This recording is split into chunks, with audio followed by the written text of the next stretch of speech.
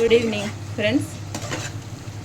ముల్లంకాడ గురించి నేను వేరే చెప్పను, కానీ ఫ్రెండ్స్ ముల్లంకాడ తింటే ఏం విటమిన్లు ఇవన్నీ నేను వేరేగా ఇప్పుడు చెప్పను. ప్రజెంట్ నేను ఏం చెప్తున్నానంటే ఒకసారి ఇలా చేసుకొని తినండి ఫ్రెండ్స్. ముల్లంకాడ టమాటో ఒక 2-3 టమాటాలు పెద్దవి వేయండి.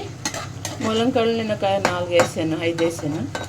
ఇగో ఇలాగా ఎంత బాగుంటుందంటే అన్నంలో కలుపుకొని తింటే. టమాటా ఉంది కదా, చాలా రుచిగా ఉంటుంది. వన్స్ ట్రై చేసి చూడండి, మీకు మళ్ళీ ఇలాగే తినాలనిపిస్తుంది. మళ్ళీ ముల్లంకాడ ఎందులో వేసినా బాగుంటుంది, ఫ్రై చేసినా బాగుంటుంది. ఇంకా ఇలా టమాటాతో చేసుకొని ఇగురులాగా చేసుకొని తింటే చాలా రుచిగా ఉంటుంది అన్నంలోకి. కొంచెం కొత్తిమీర చాలా అంటే చాలా బాగుంటుంది. సరేనా? మరి ఒకసారి చేసి తింటారా ఇలాగా? అదే వాటర్ కొంచెం పోయాలి ఎక్కువ, ఎందుకంటే రసంలాగా ఉంటుంది కదా.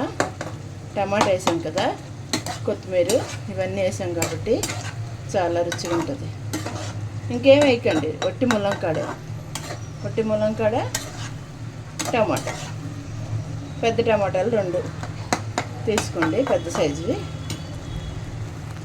చాలా రుచిగా ఉంటుంది. అయిపోయింది.